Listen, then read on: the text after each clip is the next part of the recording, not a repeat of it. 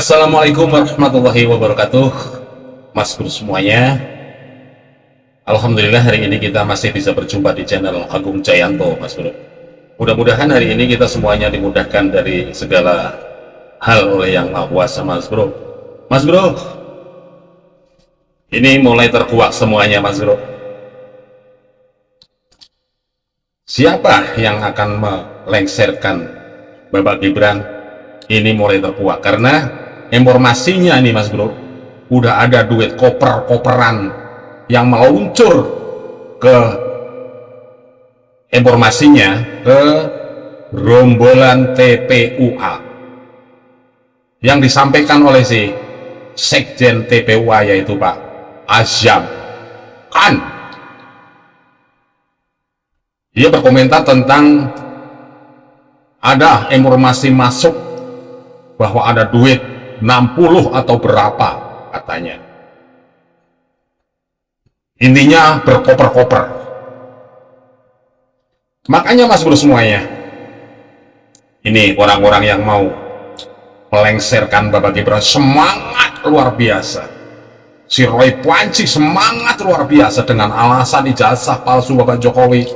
Akhir-akhirnya bukan ijazah palsu yang dicari, tapi ada duit koper-koperan yang meluncur ke kelompok atau gerombolan TPUA yang dikomandani oleh Mas Habib. Mas Habib Rizik.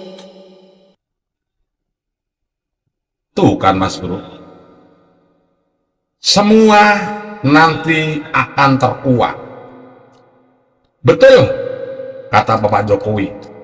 Bapak Jokowi pernah berkomentar, tunggu, semua ada waktunya. Ini mungkin titik-titik kebongkar siapa dalang dibalik isu ijazah palsu dan pelengseran Bapak Gibran, Mas Bro. Ayo kita, Mas Bro, kita lihat video yang sangat luar biasa karena ini menyangkut kebobrokan hati nurani gerombolan TPUA yang selama ini membuat suasana keruh di negara Republik Indonesia ini, Mas.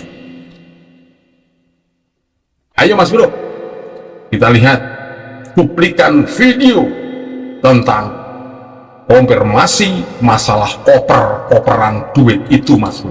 Let's go. Koper-koper apa benar? Waduh, kalau ada saya tantang dia untuk difoto aura. Wah, pasti nanti gambarnya kayak gini nih.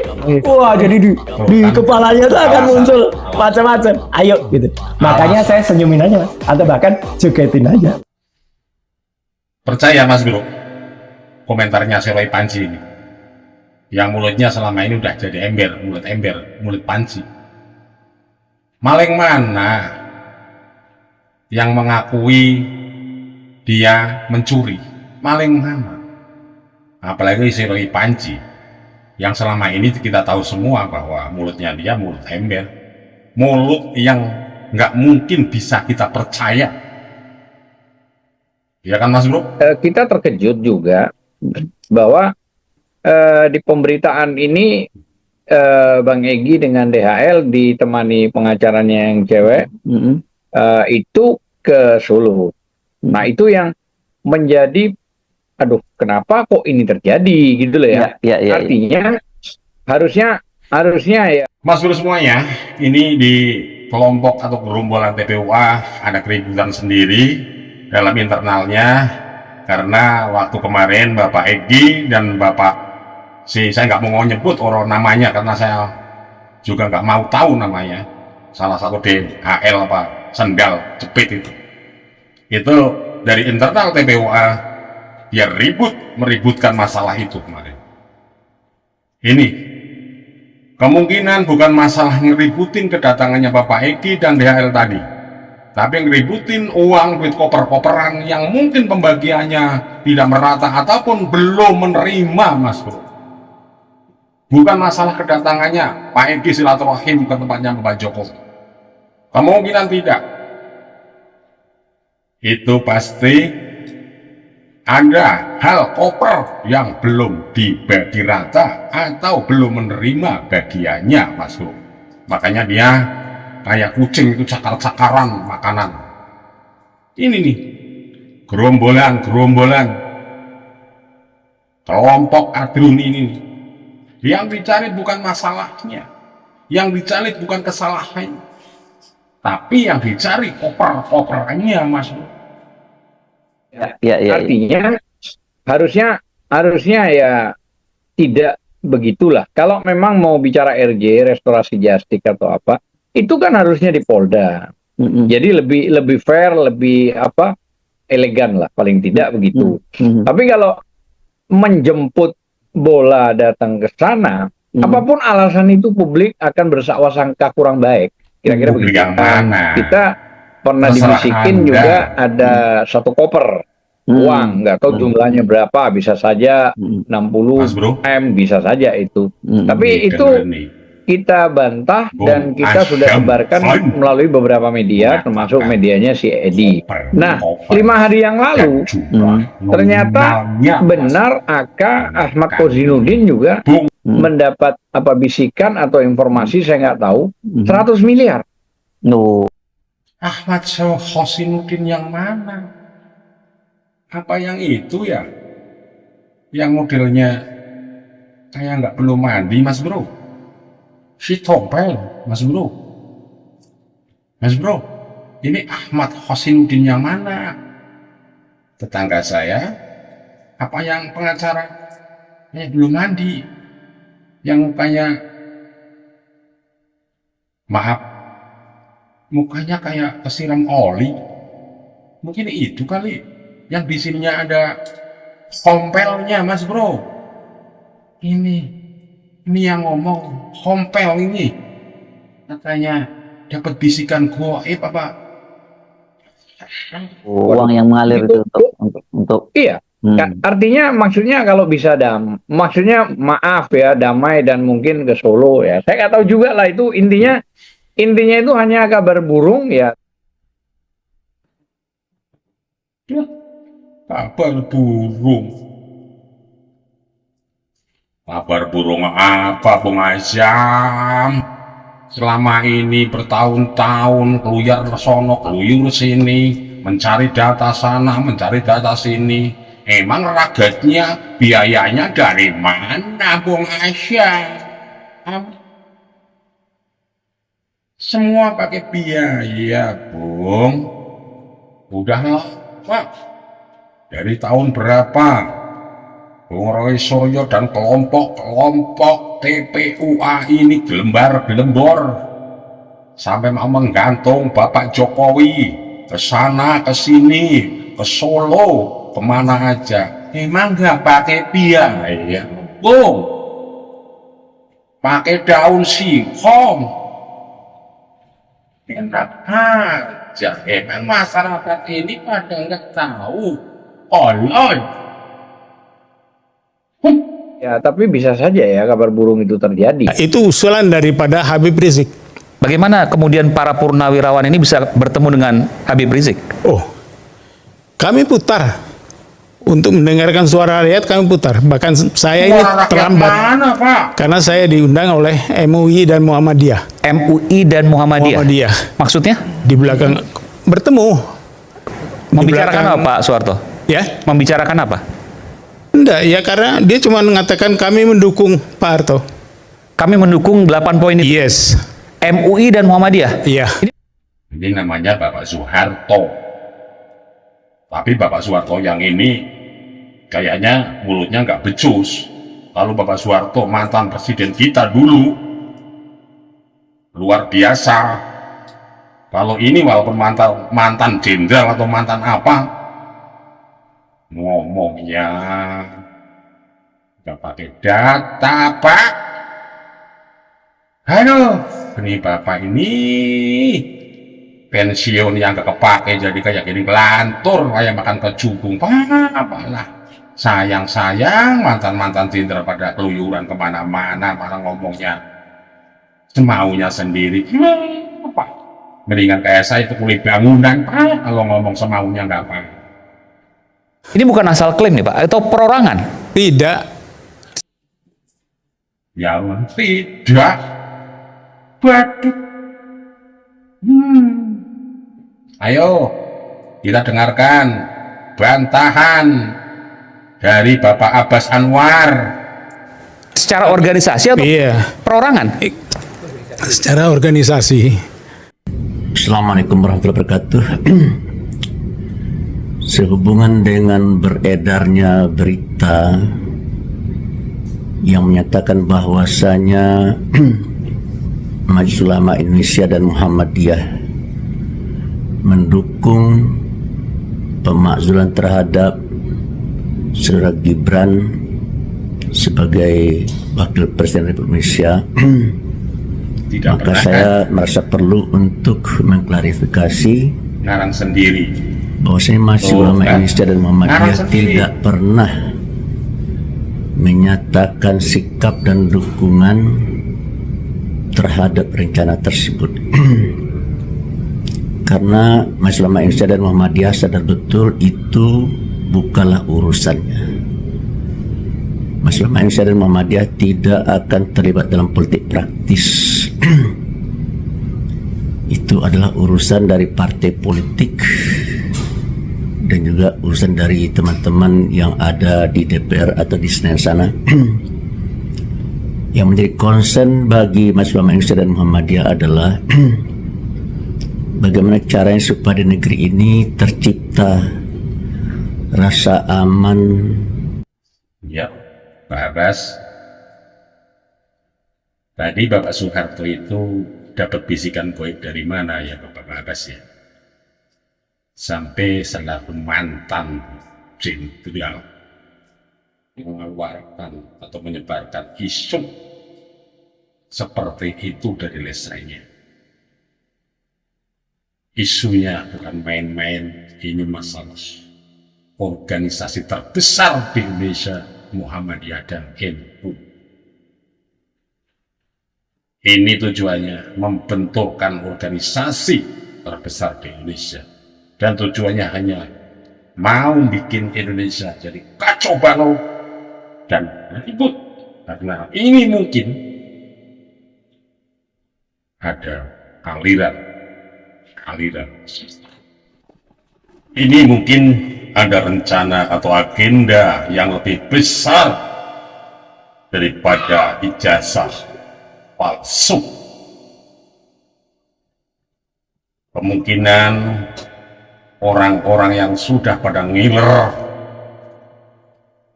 yang udah pada ngecas dari mulutnya ingin jadi RI 2, mungkin sudah gak sabar lagi masuk.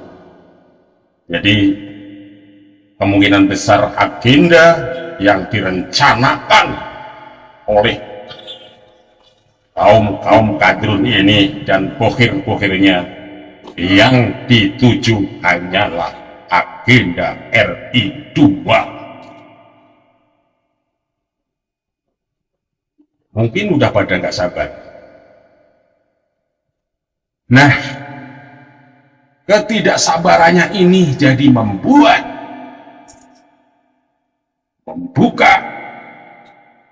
boroknya si kadrun dan si bohir-bohir itu, Mas. Ini rencana besar. Damai, tentram, sejahtera, dan bahagia di kalangan rakyat. Dan juga bagaimana caranya supaya di negeri ini yang namanya keadilan bisa tegak. Dan dalam kehidupan sehari-hari, Majelis Ulama Indonesia dan Muhammadiyah mengharapkan supaya nilai-nilai yang tumbuh dan berkembang di kalangan masyarakat dan rakyat kita adalah nilai sesuai dengan budaya dan falsafah bangsa kita, Pancasila, serta hukum dasar kita, Undang-Undang Dasar 45. Sudah menjadi kewajiban bagi Majelis Ulama Indonesia dan Muhammadiyah untuk mendukung. Nggak usah pilpres ulang. Enggak perlu saudara. Prabowo silakan dilantik, nanti wakilnya. Mas Bro, saya kalau melihat Mas Habib ini sebelum beliau ngoceh jualan obat, mules, udah mules dulu Mas. Ini Mas Habib ini belum ngoceh nih, belum ngobrol obatnya, tapi saya udah mules dulu, ingin ke kamar mandi Mas Bro. Masalahnya Mas Bro, ini katanya julukannya Mas Habib, tapi tiap saya melihat ceramahnya gak ada ceramah agamanya sama sekali Mas Bro. Dia hanya menggunjing, memfitnah. Ini statusnya Habib apa Habub Mas Bro? Lucu, orang perantau tapi menguasai negeri ini. Kita ini yang pribumi aja nggak begitu, tapi ini orang perantau, merantau dari zaman ke NKRI ini. Kita itu tuan rumah, tapi diadu domba oleh si Mas Habib ini. Juga masih banyak orang yang percaya. Nggak tahu nih pengikut-pengikutnya si Habib ini otaknya soblak apa memang bagaimana orang seperti ini dipercaya keagamaannya. Ya udah Mas Bro, ntar diterangin sama Pak Guru Gembul yang terangin masalah. Ayo kita lanjutkan, si tukang obat ini biar ngoceh, biar ngeklanin obatnya. Ya bisa dipilih oleh MPR saudara. Ya kalau Gibran dianulir tidak perlu jadi wakil presiden kan boleh aja. Prabowo bisa kok jadi presiden sendirian, lalu nanti wakil presidennya bagaimana? Bisa dipilih oleh MPR saudara. Wakil presidennya saudara kalau bermasalah ya berhentikan, anulir. Kenapa saya menyerang Habib Rizik? Karena Pak Habib Rizik itu beliau adalah pelopor dari perpecahan di NU. NU tuh nggak pernah pecah sejak ada Pak Habib Rizik. Banser sama FPI itu dua-duanya NU, berantem gontok-gontokan, berdarah-darah, ada yang meninggal konon katanya, itu tuh sejak Pak Habib Rizik. Nah, kenapa Pak Habib Rizik bisa sampai melakukan hal yang seperti itu? Karena dipuja sebagai Habib, yang tidak bisa salah, yang hampir selalu benar. Nah, itulah yang kita kritik. Beliau itu adem ayem ketika disebut sebagai imam besar. Imam Syafi'i aja batasnya imam. Ini imam besar. Imam besar. Jadi itu luar biasa klaimnya itu. Ini sepertinya ada upaya-upaya Pak Mahfud untuk membangunkan kembali isu pemakzulan Mas Gibran. Padahal kita tahu kan upaya-upaya mereka memakzulan Mas Gibran itu sudah reda, tertutup sebenarnya. Tertutup. Mereka ini tidak rela. Mas Bro, kita dengarkan nih dari Bung Kiri DJ yang menerangkan bahwa orang yang selama ini kita sanjung, selama ini kita anggap dia itu orang yang sangat luar biasa dalam hal keilmuannya, Bapak Mahfud MD ini terkadang dia melekencot otaknya juga. Padahal statusnya dia profesor yang selama ini kita kagumi. Tapi setelah apa yang dia inginkan atau cita-citakan tidak tercapai, terkadang mengeluarkan isu-isu yang sangat tidak mendasar. Terkadang kita menilai seseorang atau Bapak Mahfud ini harus bagaimana lagi, sedangkan dia profesor, mantan menteri yang waktu itu dipercaya dikasih kepercayaan oleh Bapak Jokowi, tapi ternyata mulutnya sekarang tidak bisa dipercaya lagi, lekecot kayak anak tukang angon kebu di sawah.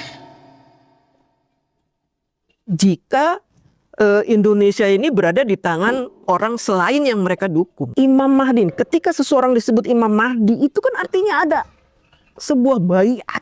Dan teman-teman saya yang tadinya nggak aktif di media sosial udah mulai nelpon-nelponin saya, ini gimana sih Mbak DJ kok begini. Mereka sudah mulai tersadar bahwa negara kita ini memang sedang dibuat kacau. Dan pemerintahan Prabowo Gibran sedang diacak-acak. Saudara, tadinya saya penasaran kenapa mantan jenderal-jenderal ini ingin Gibran agar dilengserkan. Terus tahu-tahu saya harus hormat sama anaknya. Padahal secara konstitusi Gibran nggak punya salah apa-apa. Ketika pemilihan presiden, yang kita pilih adalah calon presiden dan calon wakil presiden. Ketika dinyatakan menang, yang dinyatakan menang adalah presiden terpilih dan wakil presiden terpilih. Ya, bahkan Surya Paloh juga mengatakan telinganya, sama apa yang matanya, sekali dengan seluruh penghormatan saya pada para senior, karena tidak ada skandal yang menjadi suatu hal tuntutan agar pemakzulan, kan? Luar biasa hebat itu.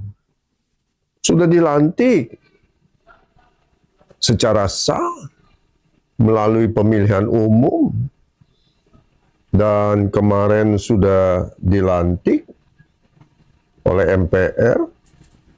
Semua rakyat happy, ada 100 juta orang. Loh, kenapa ini para jenderal kok malah protes? Saya pikir-pikir kenapa ya?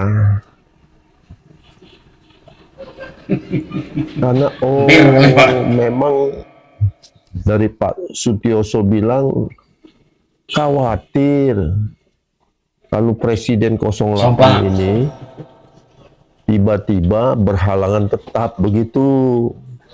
Aku bisa menebak pikiran para purnawirawan itu.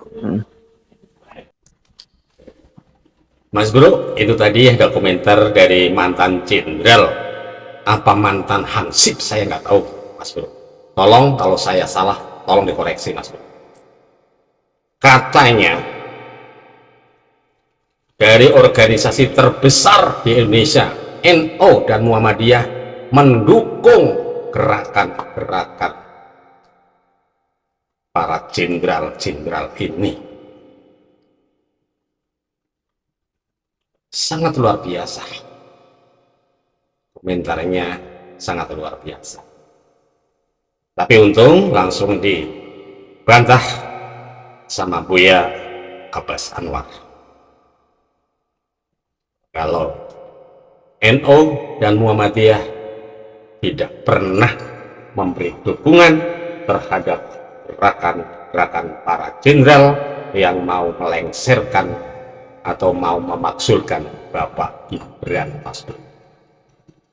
Jadi mungkin si Bapak tadi, mantan jenderal, apa sih mantan hansip tadi, mungkin maunya sampai ke ubun-ubun, Mas Bro. Karena langsung dibantah oleh si Buya Abah Anwar. Ini, Mas Bro, yang selalu saya katakan, ayo tolak hoax seperti ini. Nggak mantan jenderal, nggak mantan menteri, selalu menyebarkan isu-isu yang tidak ada data dan faktanya. Ini orang-orang ini kemungkinan besar tidak mendapatkan roti. Jadi dia berkomentar ke sana ke sini yang nggak jelas, Mas. Ya, kita untung aja masyarakat zaman sekarang bukan kayak masyarakat zaman dulu kita sudah paham dan kita semua sudah mengerti siapa kelompok-kelompok tersebut dan siapa yang membackingi kelompok-kelompok tersebut. Kita sebenarnya paham dan tahu, tapi biarlah, kata Bapak Jokowi, waktu yang akan menjawabnya. Mas Bro. Terima kasih Mas Bro semuanya dan guys sudah menemani di channel Agung Jayanto. Mudah-mudahan kita semuanya selalu dapat lindungan oleh Yang Maha Kuasa, Mas Bro. Dan Mas Bro semuanya, saya tidak akan bosan-bosan meminta pada diri saya sendiri juga Mas Bro dan guys semuanya, ayo tolak hoax seperti tadi si mantan Jenderal Komandan Hansip tadi. Nomor 2, ayo jaga toleransi kita. Kita adalah satu NKRI. Nomor 3, jagalah persatuan dan kesatuan kita. Dan yang terakhir nomor 4, jaga NKRI kita. NKRI adalah harga mati, Mas Bro. Salam waras.